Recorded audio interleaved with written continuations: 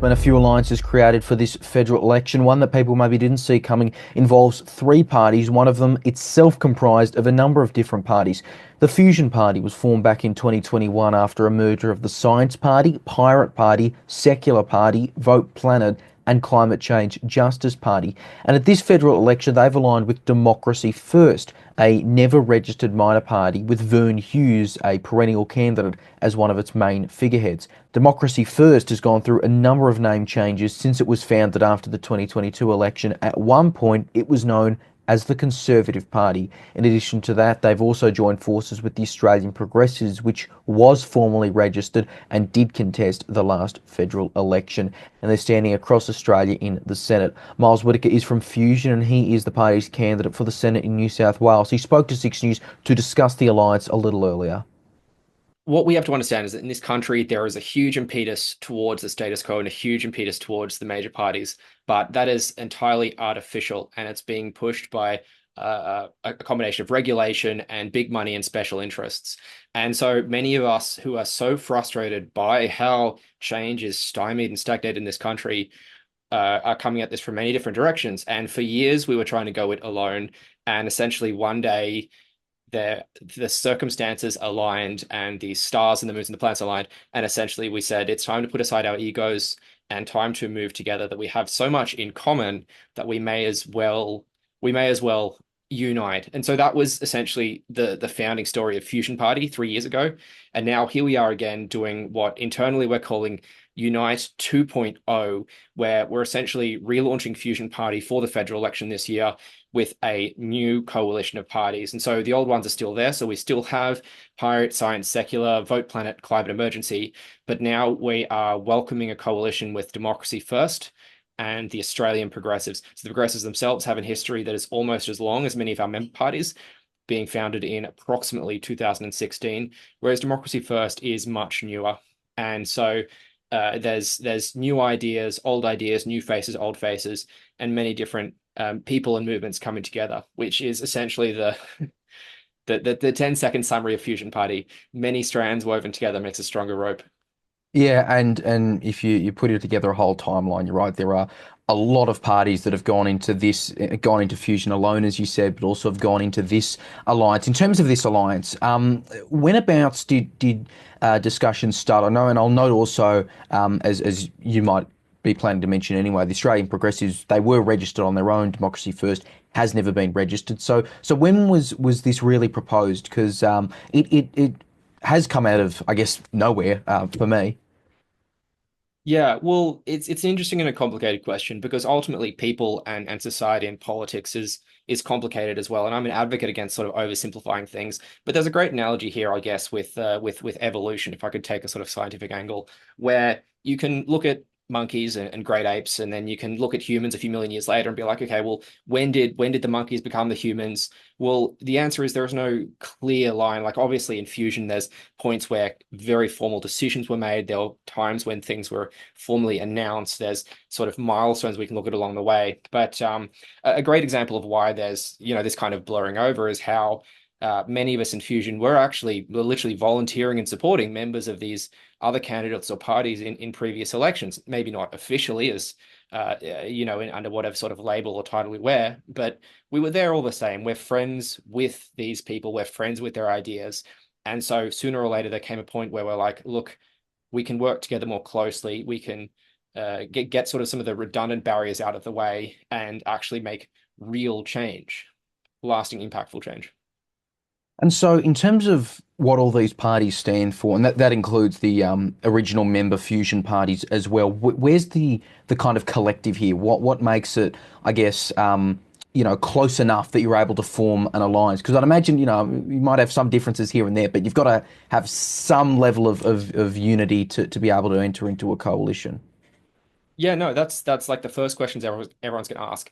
And unfortunately, there's not an answer that anyone's going to expect because what we're doing here is fundamentally a new and a different kind of politics. And you can see kind of in the party logo here that this is kind of exemplifies the approach we take, where if you look for what is the center, what is the single one thing that Fusion is, Well, there's kind of no one thing. What we have are multiple overlapping circles and colors in the logo representing different overlaps between our policies, our values, ideas. And so anyone going to our website can find the values that we stand for, the principles that we embody, the policies that we're campaigning on. And talking to our candidates, they'll say exactly the same thing. Here are my policies and my values and principles. But it's kind of like the you can look at any two or three of our member parties and they might have 60 to 90% in common, but then there'll be a different sort of, 90% overlap between any two of our member parties. And so there's never any one single thing. Rather, we're kind of this sort of evolving consensus. One way to look at it is of us as a process-based political party. I think something that's almost been, notorious among minor parties in general, not necessarily naming yours, but is there has been a lot of infighting with that kind of different policies. And you say it could be, 60% overlap, it could be 90, it could be between all these different parties. Can that really hold together to what I imagine you guys would like to build up to the point where you're winning seats? Is an alliance with that many parties and that many different viewpoints actually sustainable? Well, no, that's a good question. And I kind of draw back to the pirate party movement in Europe for inspiration here, where some people describe pirate politics as syncretic, where you take elements of policies and values from different movements, from different philosophies, and yet somehow can forge something where people feel united towards an identity, towards a value, towards a position. So although in Fusion Party we haven't got any elected state or federal members yet, we actually have a number of council and local government representatives around Australia who are proud to sort of embody our work in their local representation. And so similarly at a state and a federal level, that we have the shared sort of vision and trust in each other that if we can find a way to work together, which in the vast majority of cases we have, then we will work together. I'm interested. I hope I didn't misquote. You said you do have local government councillors? I hadn't That's seen correct. them pop up.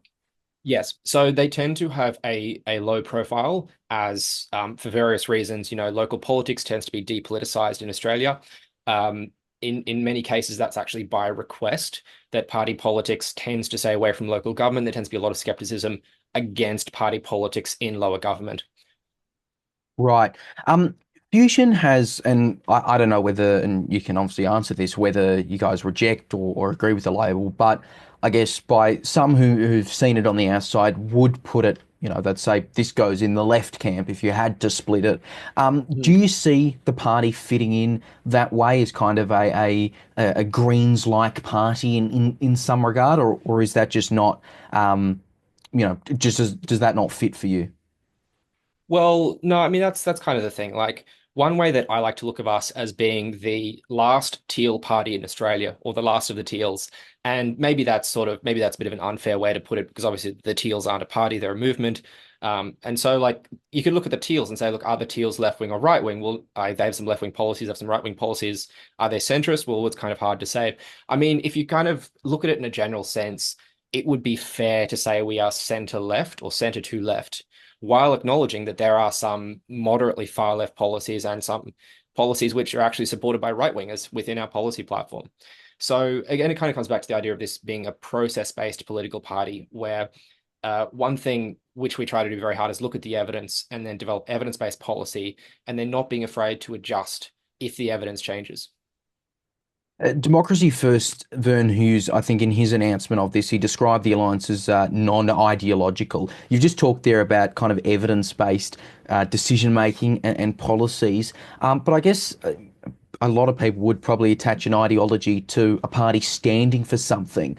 Mm, Can you stand for something without having some kind of ideology? Because I mean, what you say is and what's been written is pretty broad as a platform. mm. Yeah, well, there's a beautiful paradox there. The Slovenian philosopher Slavoj Zizek actually talks about this, about how everyone, all of us are essentially suffused or embedded in ideology in everything we do, even those who try to be non-ideological.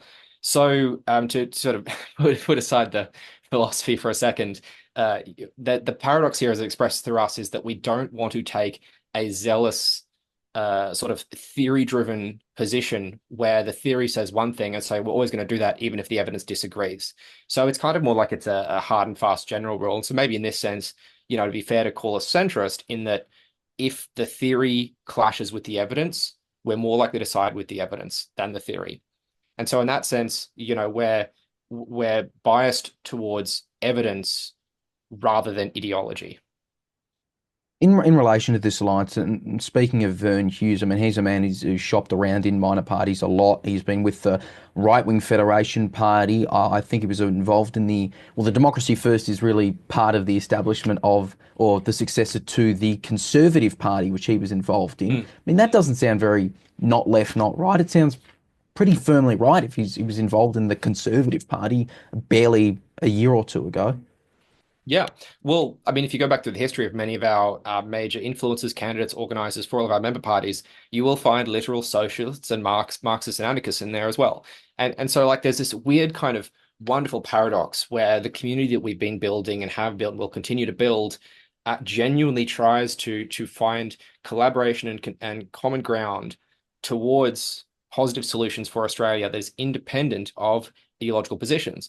And so these days, Vern, I think he to me, I should let him speak for himself, but to me, it feels that he speaks more of as a centrist, non-ideological position. And so maybe it was his experience in right-wing and center-right spaces, which made him realize that when you lean too far into ideology, like most right-wing parties do, well, all right-wing parties do these days, then it doesn't work. And so we abhor extremism in that sense, and look for some kind of evolving consensus.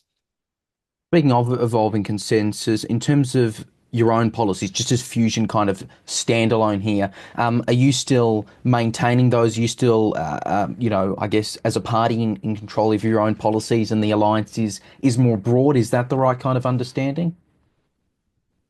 More or less, yeah. And so, like anything else, the situation evolves, and so we tend to look for a permissive approach in a sense that if a candidate and the policies the candidate supports agree with our values and principles and doesn't clash with our sort of main federal platform, then there shouldn't be an issue there. Whereas on an individual level, there tends to be the disagreement tends to be more, what should we focus on? What is most urgent? What are the problems that I personally want to deal with? And a lot of the activism and outreach that I've done in vegan community and the AI safety community and many other communities besides has followed exactly this way, where so many change makers these days will come out and say that this issue I'm concerned about is an existential risk. It is something that is the only thing we should be focusing on. And while there may be a plausible case for existential risks in the world, that doesn't mean that if we avert this catastrophe, there won't be other ones after it. Just finally, in terms of obviously you're making this election push, you're trying to get up. I mean, even with Fusion existing as a combined entity at the last election, 0.3 in the Senate, progressives 0.04 if we're talking nationwide. Is there really that appetite out there for an alternative party that takes on the majors? Because that is, respectfully, that is the line that basically every minor party in this country goes for. We need a third party. The Mm. Greens will go for it. One Nation will go for it. The Trumpeter Patriots will go for it. Is there really an appetite and room for this Fusion Democracy First Progressives Alliance? My theory of change is that a people-powered movement has the potential to transform politics, and obviously that's a lot easier said than done. But we've seen clear examples of how this kind of organizing on the ground can actually transform politics. And in this area, one of the areas I'm inspired by is the Obama campaign in 2008, where they utterly transformed organizing, introduced data and evidence-based policies into their strategy, had a vibrant and active tech scene, and a lot of innovation flowed through into Australia as well. Similarly, as well, union-style organizing and many other forms of community organizing, like the Queensland Greens and the meteoric rise they've had in the last decade. That my hometown is Brisbane, and I was on the front lines to see that the change they made and how effective it was and the styles of organizing they employed. And so while I have disagreements with the federal and the Queensland Greens, that I have agreements as well. And one of them is that they proved, along with, for example, the Teals movement, they proved that it is possible to come in with people-powered politics, to try something new and different, and to very seriously shake the foundations of the mainstream parties in this country. And so the Greens, it took patience, it took time, and same thing for us as well. We're a new movement and a young movement, but we have the technology, we have the drive, we have the organizing methods to make a brighter future for Australia.